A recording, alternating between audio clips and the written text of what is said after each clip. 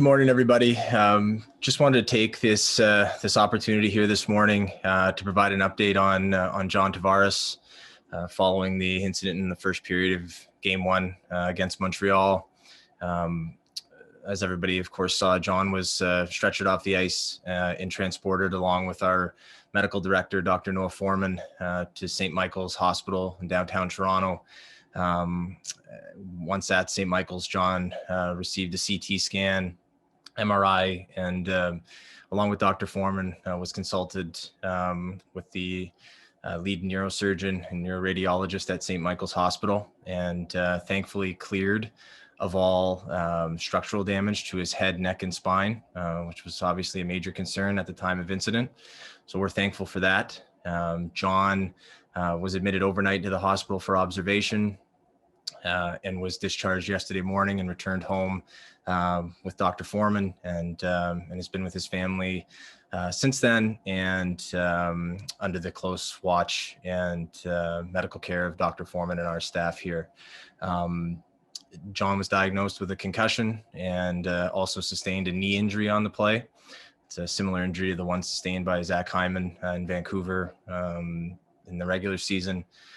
Be a minimum of 2 weeks with that. But obviously our primary concern is the concussion and making sure that he returns to full health. But on that note, I think we just want to thank, for certainly first and foremost, our medical team here led by Dr. Noah Foreman and Dr. John Theodoropoulos and Paul Ayotte for their immediate care to John on the ice, in addition to the paramedics on site, the physicians, and the neurosurgery team at St. Michael's Hospital, and the Montreal Canadiens medical staff who came right onto the ice to assist John and our medical staff. So that is the update on John's medical situation, and been in close touch with him. He's resting at home and recovering. For that, we're thankful.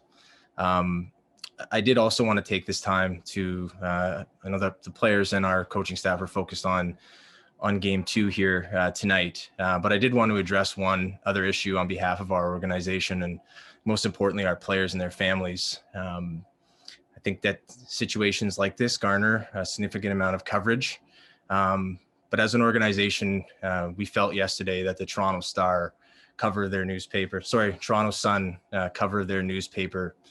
crossed the line, and we found the cover to be disgusting. I understand, and we understand here, that writers and columnists have no input into the covers of papers or headlines, but we just thought that it was extraordinarily insensitive on the part of the the Sun, with regards to the photo and the caption that accompanied the situation yesterday, and just a complete lack of compassion and respect on behalf of the Sun towards John and his family, especially for such an upstanding member of our organization and community, and his family that had to endure that. Beyond that, I just want to also thank the NHL, all the teams in the NHL that have reached out, including many different players. After seeing the incident, different general managers, mostly every NHL team we've heard from. I think it just shows the type of league that we're in. The league office itself was in touch right away. And I think it just kind of shows the type of community that hockey is, and especially the support of the Montreal Canadiens, their players and staff throughout. It's been pretty remarkable considering that we're in the middle of a playoff series against them. And it's also been very moving to see fans of all other teams in their support of John and his health. So moving forward, I think our focus is on John's health and recovery and Game 2 of this series and moving forward. But we just wanted to provide an update there today. And having said that, we'll open it up for a few questions before we turn it back over to the players and coaches to roll on here. Thanks, Kyle. First up, we'll go to Chris Johnston, Sportsnet. Go ahead, Chris. Hi, Kyle. Good morning. Understanding that John's immediate health is what's most important here, I'm just wondering, is there any thought yet on if he might return on these playoffs or anything like that? Any discussion about a return to play? I think the knee injury you can give a timeline on, but the head injury and concussion, I think it's very difficult, Chris, to place a timeline on when someone's going to return from that. We handle those in a very conservative nature and handle them very sensitively. So we will follow the protocols to a T with that. We can't replace that element with John and can't repair it. So we have to be very careful and keep in mind he's got a young family and there's an onus on us to protect him and his future in that regard. So we'll follow the protocols and the NHL concussion protocol and consult closely with John and the experts in the field and then proceed from there. Next up, we'll go to Lance Hornby, Toronto Sun. Go ahead, Lance. Kyle, the TV cameras caught you obviously in a state of concern when you saw John going out. What was going through your mind at that time? Unfortunately, Lance, we've had, I think in the last 15 months or 18 months between Ilya Mikheyev, Jake Muzzin, and John, sort of situations like that are, I would say, emergency situations on the ice. Mikheyev with severing an artery and tendons, and then Jake obviously with the spinal issue and injury against Columbus in Game 2, and John's yesterday. And I think the thing that goes through my mind always, Lance, in those situations is that in all three of them we were either on the road in Newark or we were at home but with no fans, so the player's family isn't there. And I think they need someone to be the conduit between them. Our medical staff, our players and coaches are in the game. Our medical staff is attending to an emergency situation. So I think I would never want the families, I just think about my own family, if something had happened to me, I would never want them to be unaware of what was happening.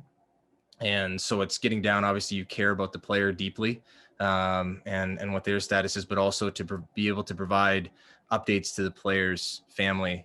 In all three cases, they're partners, and in Jake and John's case, they have children as well, young children. So they're watching that from home and seeing it and it's very helpless. So like immediately you want to make sure that we're doing everything we can to provide an update to them and also to be there to support the medical staff and the player as things are happening frantically. And last question here, we'll go to Mark Masters, TSN. Go ahead, Mark. Kyle, what's your sense of how the group is responding after that tough moment in Game 1? What are you sensing from the group? Mark, I think I think because of who John is and the level of respect that not just our group has, but other players too.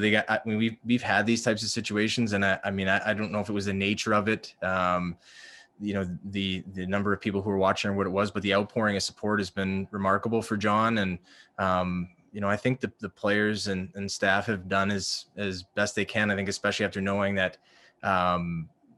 there weren't any structural injuries sustained to his neck and spine in the last couple of days. I think that they're doing as well as they can be, supporting one another, and we're trying to support them as best we can and be able to proceed from there. But I think these things are tough because these are athletes that I think a lot of people view as that they're difficult to knock down, they're difficult to keep out, and to see something in a completely accidental freak situation like that happen, I think it makes everybody feel vulnerable, especially the players who play the game, and they're big, strong, young guys, and you don't ever imagine being in that situation. So I think it gives a sense of vulnerability to not only the players on our team, but both teams and throughout the league. And those are tough things, I think, always to handle when you see that. And I think as with everything, after a moment of trauma, there's some trepidation and things sort of slowly start to return back to normal. But I think our guys are handling it as well as possible.